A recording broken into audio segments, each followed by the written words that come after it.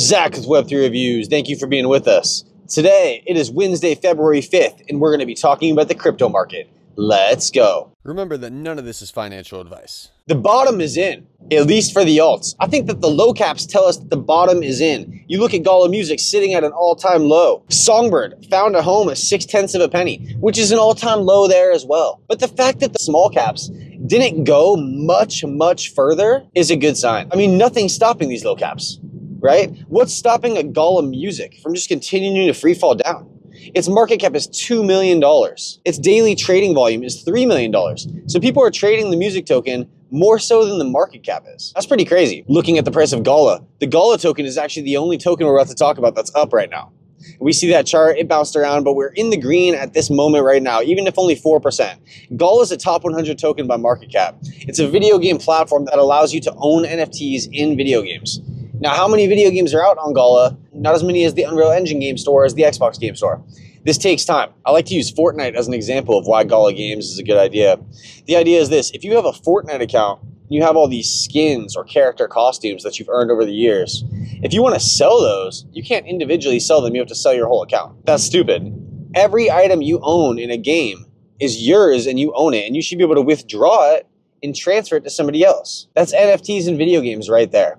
So Gala Games is one of the leaders in this space, as well as Sandbox. You know, you can name a few others, Ronin maybe, right? This is an ever-growing space, the video game NFT space. Gala Music is a similar idea, but for music. So it's a music NFT space, and you can buy a song, and as it's streamed, you earn royalties in music token. You, the artist, and somebody who runs a node to keep that song online. So I like what Gala is doing there. They have Gala Film as well, which, if you can guess it, it's just like Gala Music and Gala Games, but it's for pieces of films. Buy into films, and then as that film is streamed, you earn royalties in film token. Film token is sitting down there with Gala Music. These are both small cap projects. But you look at the market cap of Gala, 880 million today. It used to be $1 billion. So that just shows Gala has lost $200 million of market cap. And I think that's okay. I mean, the bottom's in, the low caps aren't going any lower. That's a great sign. Bitcoin's at 98.5. This morning it wasn't 99. It's bouncing around. I just don't know how much higher it'll go. We see on the 7-day it's gone down from 106 down to, we touched 93 it looks like. Volatility in crypto is good. You thought we were just going to stay stagnant? You thought we were going to go sideways or just go up forever? Bull runs are supposed to get scary.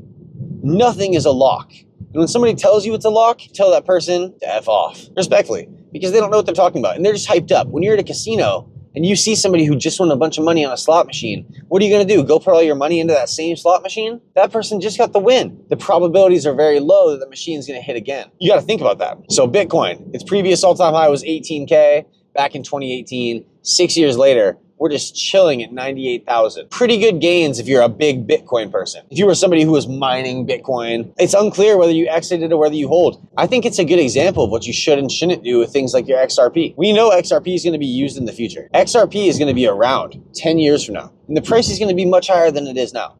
To sell all your XRP this cycle or the next would be foolish. You'd be selling it for paper dollars, which historically only go down in value. I think it's one of the technologies of the future.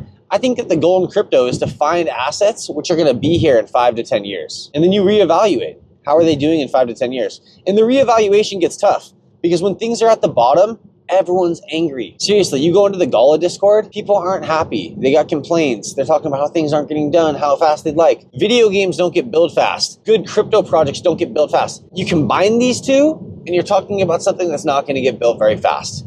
But if you want it to get built right, then give it time. Crypto is one of these games where you got to be patient. It's tough because you got money in there, right? You put money in, you have expectations for things to happen, like price to go up and things of that nature. Maybe you were told a game is coming out or some functionality like allowing non-smart contract assets to stake. And then you're just waiting. And maybe that use case does come out and it doesn't impact the price how you'd think. Maybe the price goes down. These are things that shake people out. These are things that frustrate you. And it makes it tough to do that evaluation because you look at a project like Helium HNT, and for the past 5 years, it almost seemed unobtainable what they were wanting to do. Sell you this hotspot and then work with telecommunication companies to give people a better rate or to even sell their services to telecommunication companies and then pay the people running the hotspots. It sounded crazy. But now you have all these users paying $20 a month in the US for phone services with Helium. That's pretty cool. So they're actually making a headway on their use case.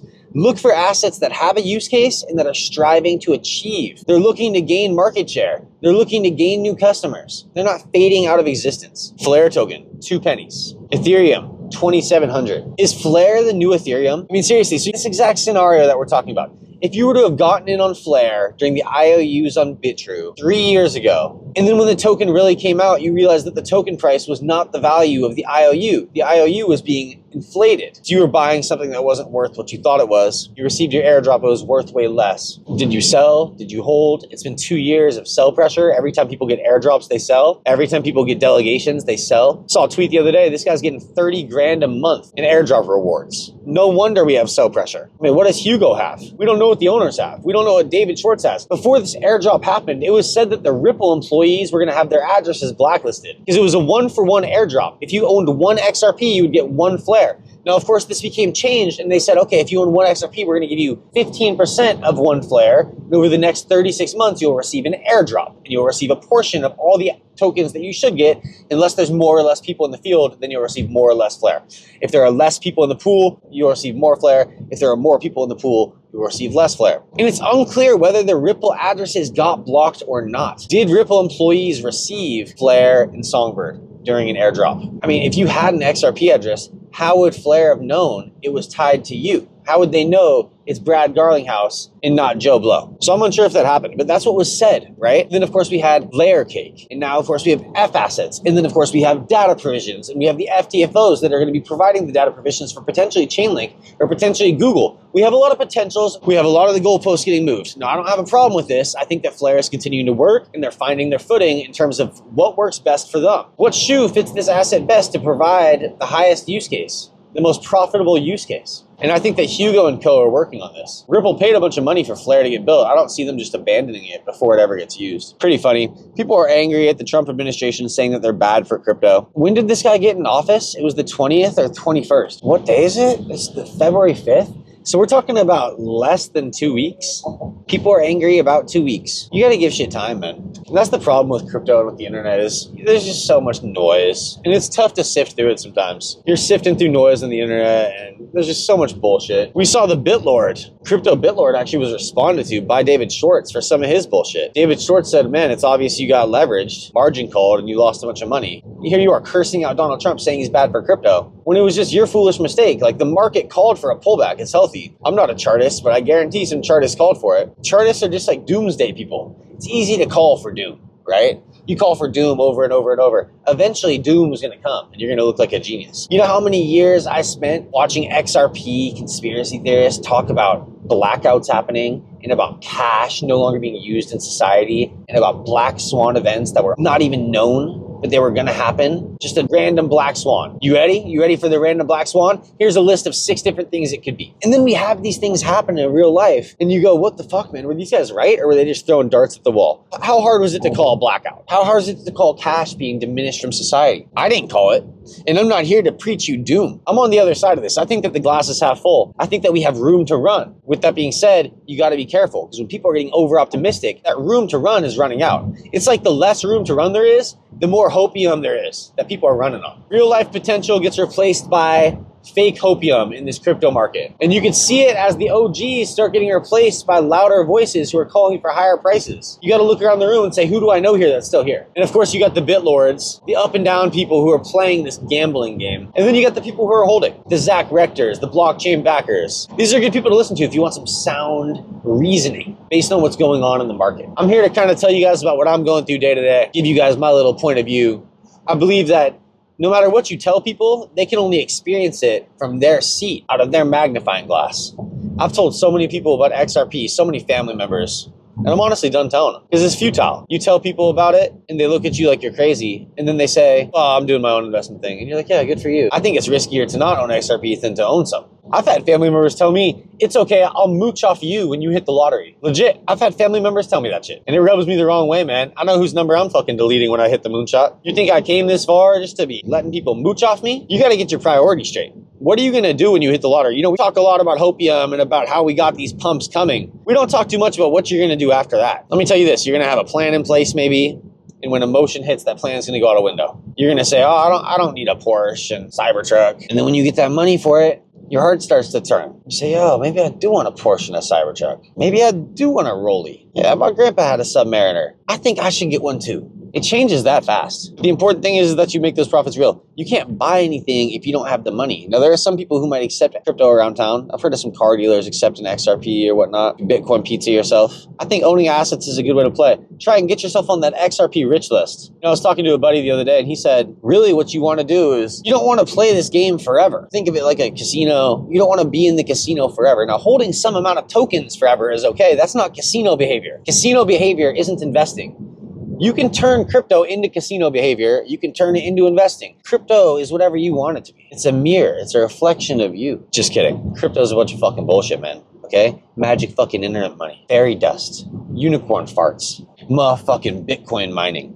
Turning your real life electricity costs into magic internet money. And that's why people are mad at Ripple in the pre-mine, right? Because there isn't even any electricity cost behind it. So how does it possibly have value? Value is what we give things.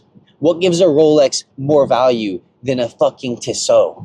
It is the value of the brand that we give as consumers. If people were willing to spend more money on Tissot, and if nobody wanted to buy Rolex, who knows what would happen?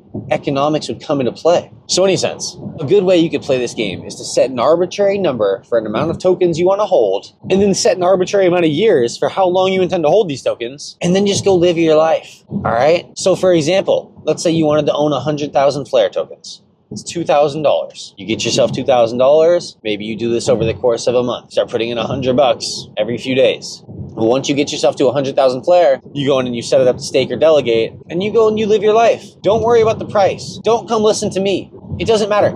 If you would have sold Bitcoin at the first gain in its first 3 years of life, you wouldn't have made it this far, $98,000 Bitcoin. Or you would have been watching from the sidelines sad. You don't want to be that guy. Just hold on to your assets. Hold on to your low caps. If you really need a few $100, go do a side gig. That's how I feel. I don't have a problem with selling assets that are up, but I've never liked selling assets that are down. If I own some Bitcoin right now, I wouldn't have a problem selling it. You had some XRP, you held it from 17 cents. Why wouldn't you have sold some? We're talking about more than a times 10. We're talking about more than a times 20. At some point, you have to be okay with some amount of returns, or else you're just never going to be okay. You got to ask yourself, what do I need to do to leave this casino? What amount of gain would make me leave the casino? What amount of life event would make me leave the casino, no matter how much returns is on the table? Is it a sickness for yourself? Is it a sickness for your dog? Do your family need help? The same people who are saying they'd mooch off you when you win. If they needed you now, would you help them? Lyrical Lemonade, he started by making music videos for free for artists, and they blew up. And he said an artist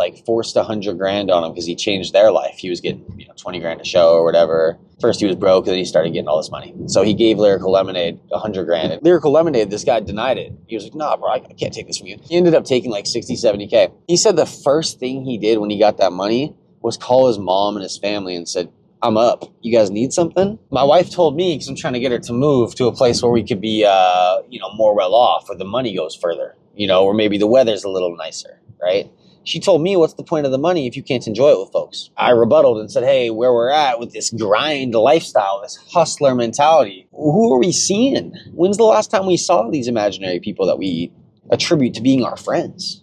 What makes them different than internet friends? It's just that we did know them at one point. And it's the same for family. It's like, man, if we're all working all the time, we need health insurance. We got to work 40, 45 hours. You got how long it takes to get there. And then you got responsibilities for yourself. You got to take care of yourself. People are tired, man. You call people, they're tired. I'll never forget one time I saw my buddy. This was 10 years ago, 11 years ago. And I hadn't seen him in years, and he was hyped to see me, man. And I couldn't return the energy for whatever reason. I was tired. I still said what up to him, but I didn't return that. Yo, what's good? Good to see you, man. Oh, this guy died. I always carry that with me. I don't feel terrible about it, but I want to show people excitement when I see them. I went and spent some time in Japan, and you know what they do in Japan? They don't just say oh, cool, when you're telling them a story. Yeah, that's nice. They listen to you as you're speaking, and then they go, oh. Or they make another noise. And they are looking at you with their eyes, and they're engaging you with the noises they make. And they're noises of actual excitement. It's not just cool, dude. Yeah, yep. Kind of dismissing what you said. Don't ask me how I'm doing just to dismiss me, brother. Right? Don't listen to my XRP spiel just to say you got your own thing going and you don't give a shit that you'll mooch off me when I hit it big. Okay? You got to make time for yourself. You got to put on your own oxygen mask first. And so that's the question is, where's the best place to live in the world? Where's the most secure place to live in the world? I got some requirements for myself. I don't want to go anywhere I can't bring the toys I bought. I'm talking about my guns, of course. We live in America. I live in the USA. I bought some guns. I'm in crypto. That means I'm my own bank. You ever been to a bank and not seen a armed guard outside? I haven't. So I'm a believer in that. And I'm a believer in not going anywhere without that. I mean, you just hear terrible stories all the time, you know? And crypto influencers experience these stories. And, you know, people do harm for not very much money, man. People are desolate. They're hurt. I feel for them. I was a dishwasher. I hated myself. I swear to God, I was a dishwasher at the Cheesecake Factory. And crypto gave me a lot of hopium. I prayed for times 1000s. I prayed for this. I prayed for XRP conspiracies to come true. And look at the price, 2.49. We continue to go lower. At some point, it's going to turn around. We've seen big swings down now during this bull run. We dropped damn near 50% in one day, right? From 3.5 down to 1.76. We're going to start seeing big swings to the upside too. These things go both ways. This bull run's not over. Trump just got into office, okay? The volatility in the fund's just getting started. Don't get shaken out yet. Zach with Web3 Reviews. Thank you for being with us. Until next time.